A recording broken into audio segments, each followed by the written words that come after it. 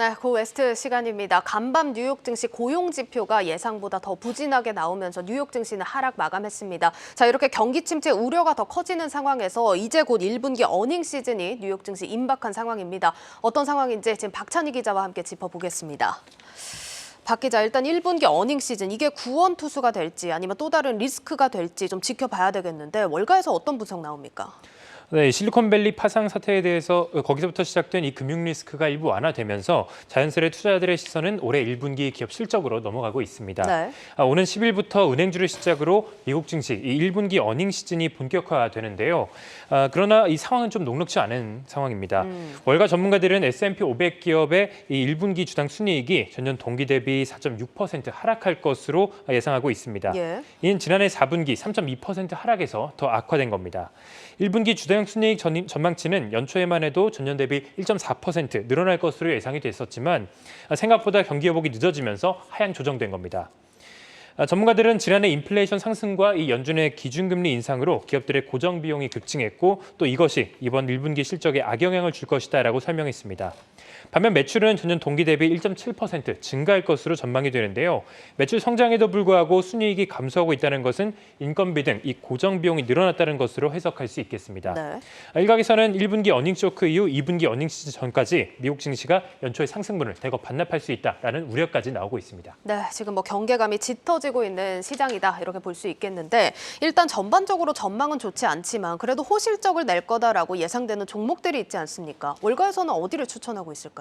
네, 크게 두 가지를 추천을 했는데요. 예. 대형 은행과 전기차 업종을 주목하라라고 이야기를 했습니다. 네. 대형 은행주는 최근 미국의 중소형 은행 파산 사태에 따른 반사이익 기대감이 호실적으로 이어질 것이다라는 설명이 나오고 있습니다. 블룸버그 통신은 이 내용의 정통한 소식통을 인용해서 실리콘밸리 은행이 파산한 직후 이 뱅크 오브 아메리카의 150억 달러, 한화 20조 원에 달하는 예금이 유입됐다라고 보도를 했습니다. 네. 그러면서 JP모건과 시티그룹, 웰스파고 등에도 이 다른 대형 은행도 수십억 달러가 예치됐다라고 덧붙였는데요. 전기차 기업들은 이 전기차 판매량 증가세에 힘입어서 호실적을 기록할 것이다라고 함께 이야기를 했습니다. 전기차 판매량은 매년 가파르게 늘어나고 있는 상황입니다. 올해 전기차 판매량 예상치는 전년 동기 대비 67% 늘어난 이 1,700만 달러에 달할 것으로 1,700만 대에 달할 것이다라고 전망이 되고 있습니다. 또한 미국 인플레이션 감축법 IRA에 따른 보조금 수혜도 함께 반영될 것이다라는 점도 긍정적인 상황인데요. 월가에서는 이 종목으로는 테슬라와 루시드 그리고 리비안을 수혜주로 제시했습니다. 테슬라의 경우 주당 순이익과 매출이 지난 분기 대비 감소할 것으로 보이지만 2분기 들어서 다시 반등할 것으로 예상이 되고 있고 네. 또 루시드와 리비안은 전기차 판매 호조에 힘입어서 1분기 호실적이 점쳐지고 있는 상황입니다. 전기차 기업들은 현지 시간 19일 테슬라를 시작으로 차례대로 실적을 발표할 상황입니다. 네, 대형 은행과 전기차 기업들 주목해 보시면 좋을 것 같습니다. 자, 이제 미국 증시 개장까지 또 얼마 남지 않았습니다. 이제 개장하는 뉴욕 증시 어떻게 흘러갈까요? 네, 먼저 선물 지수부터 살펴볼 필요가 있겠습니다. 전날 홀로 상승했던 다우 지수는 현재 보합권에서 거래되고 있고요. 예. S&P 500 지수와 나스닥 지수는 지금 소폭 하락하고 있는 상황인데요. 오늘 밤 주요 지표와 함께 이 주요 인사들의 연설이 예정돼 있어서 좀 시장의 경계감이 좀 짙은 모습입니다. 우리 시간으로 잠시 뒤 9시 30분경 주간 실업보험 청구자 수가 발표되는데요. 전주 대비 2,000명 늘어난 20만 명이 예상되고 있습니다.